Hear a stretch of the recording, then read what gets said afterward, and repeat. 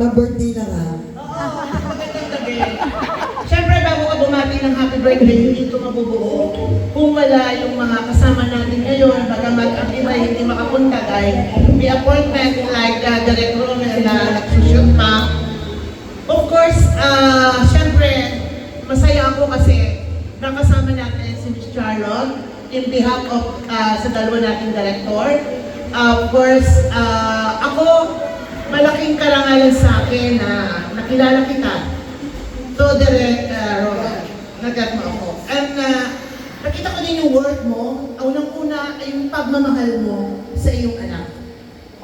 Una mo ko talaga tagahanga. Kasi katulad ko rin ikaw, na may puso like me, gagawin ang lahat para sa kanyang anak. Yan si Miss Charlotte. Kaya naman ang wish ko sa'yo, unang-una, health. Secondary lang yung pera, yung kasikatan. Ang importante ay ang health mo. Kailangan natin ng pera, kailangan natin ng career. That's, kailangan natin yung part na yan. Pero sa akin, ang unang wish ko sa'yo, good health and long life dahil kailangan ka ng iyong anak. But, kailangan ko rin ang career. Kaya magsama-sama tayo. Palakpakan pa natin. Okay, ako naman mag-wish for the last. Happy birthday at Charlotte. Ako may birthday. Tatayo na ako. Happy birthday, Charlotte. Actually, nakatrabaho ko si Ate Charlotte una-una.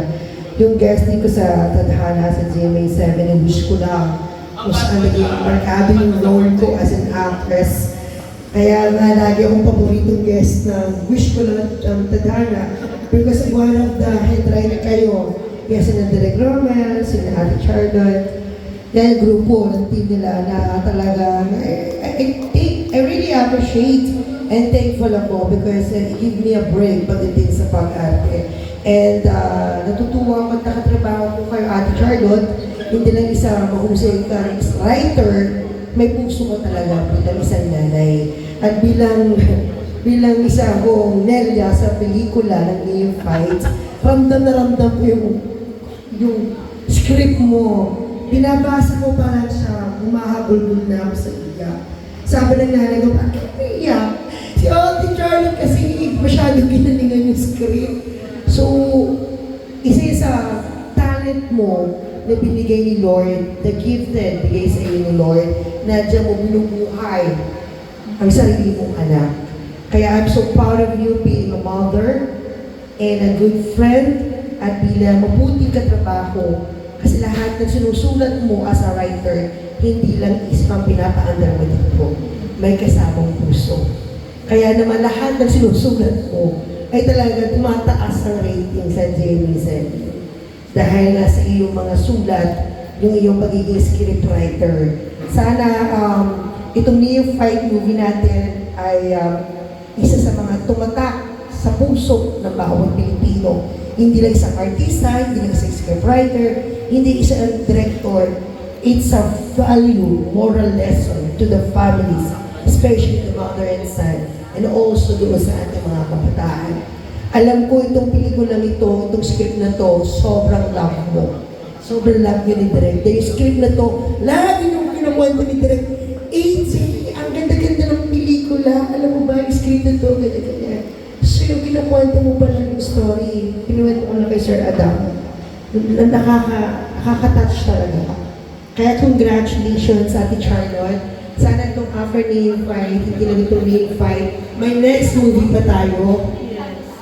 Next movie pa tayo, of course, with Sir Adama and Direk Romel, sa team natin. Especially, mukha kalimutan, sa next guest ko, hindi na ako kontrabida. Joke lang, love you, ate. Ayun, so I wish you all the best and long life and a happiness.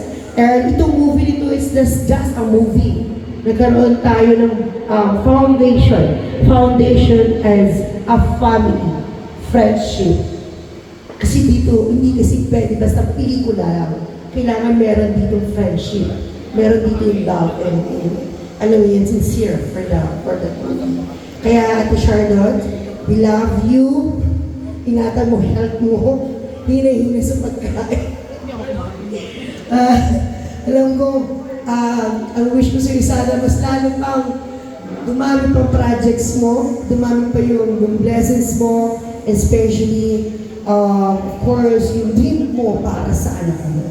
I know yung anak mo ang isa sa inspirasyon mo kung bakit nandito. Kaya palakpakan natin ating Charlotte. Huwag ka lang umiyak ating Charlotte. Gusto mo ng tissue?